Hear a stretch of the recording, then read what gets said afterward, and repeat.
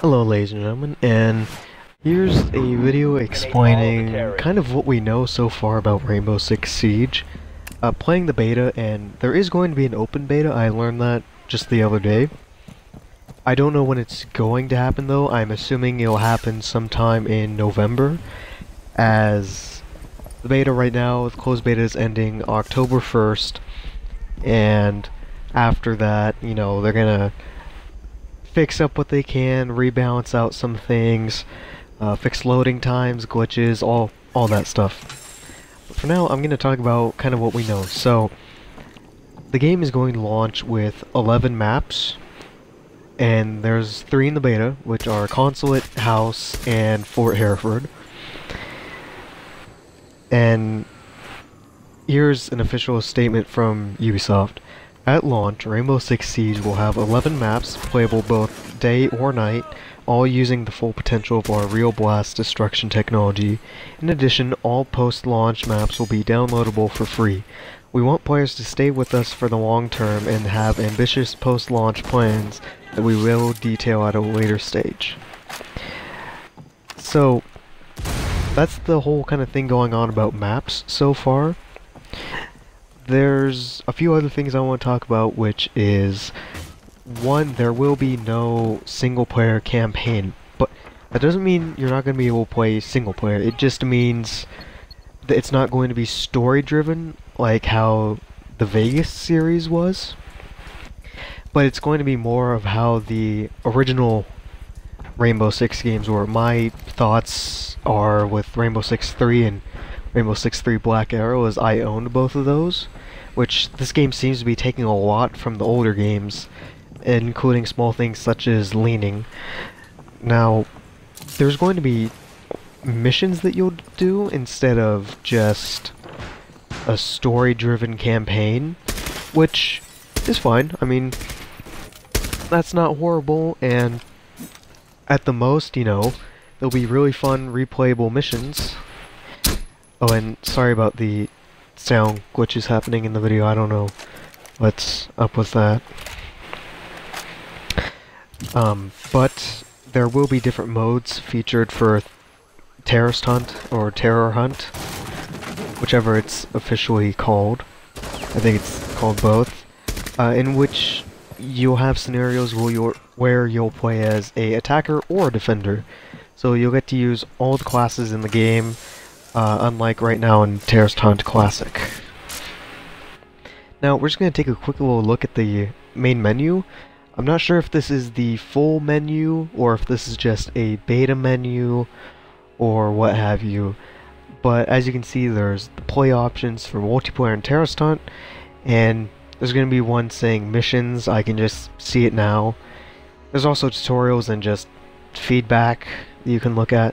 Now, operators is kind of a really big thing, but I'll go back to that. At live, you'll find community news, game news, and Uplay news. Just all stuff, you know, hearing about the game. So, in an article I read that seems outdated but could still be kind of true from IGN, is that there will be 20 operators at launch, and back then it said there are 10 that we know of now. As you can see here, though, that's not the case. There are 14, excuse me, 7 attackers, 7 defenders, and you can kind of see small slots where it says choose your operator, or operators to unlock. So that just makes me think that there's going to be 4 operators per counter-terrorist unit. It's 4 for GSG-9, 1 for Spetsnaz, 4 for GIGN, 2 for FBI SWAT, and 3 for the SAS. So there's likely going to be far more people than there are currently in the game. And that being said, you know, that means that we're going to be able to have more customization. Sadly, we cannot customize the look of the characters, but I do like the look of these characters. They do look like the counter-terrorist units that they represent, especially GSG-9, and I'm a huge GSG-9 nut. So, just a quick little side note before I get into what's kind of going to be the quote-unquote story of this game. For Xbox One users, when we purchase Rainbow Six Siege, we will get free downloads of Rainbow Six Vegas and Rainbow Six Vegas 2 that will be backwards compatible for the Xbox One. They'll be digital downloads. Boom, we have them right there. I'm super stoked for this, which means if Siege isn't split screen, I can still play Rainbow Six Vegas and Vegas 2 with my friends, seeing as how I have a second Xbox One controller.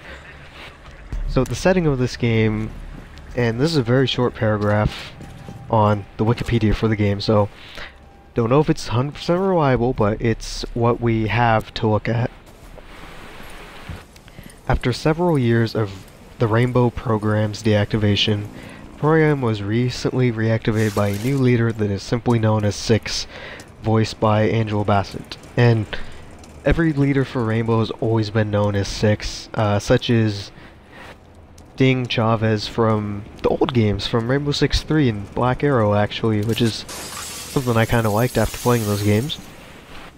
Players play as an operator in the Rainbow team who has to face a new type of enemy called the White Masks, obviously because of their white masks that they all wear except for the bombers, who have a unknown goal but are causing chaos across the world. So I think in a previous video I stated that you're not actually playing as Rainbow but just counter-terrorist units. Well, I forgot that the thing about it is these counter-terrorist units are actually what build Rainbow. I don't really know if it was said that much in Vegas and Vegas 2, but I do remember in Rainbow Six 3 that each person in the team was from a different country, and you could kind of assume they were from a different counter-terrorist unit. So that's kind of what we know about the quote-unquote story of this game. And yeah, so I guess if there's one thing I'm gonna go over just real quick, just to be totally, completely complete about this video, is the enemy types. The first up is roamers. Roamers sound like what they are. They carry assault rifles, and they typically go point to point, or just kind of patrol the area, and sometimes it seems like they go after the ambushers, just check up on them.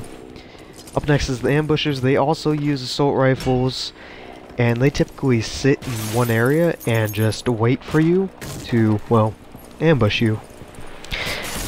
Engineers are a little bit unique in that they are the ones who build up fortifications, plant the mines, set up barbed wire, and all that good stuff, set up the little barricades. And after they do that, they seem to take the same approach as ambushers. They sit in one place and wait for you. Occasionally they do turn into roamers. They are also armed with assault rifles. Last is the bombers, who are armed with assault rifles, and these guys, if they see you, they're going to charge at you. Just get a ton of headshots and you should be fine.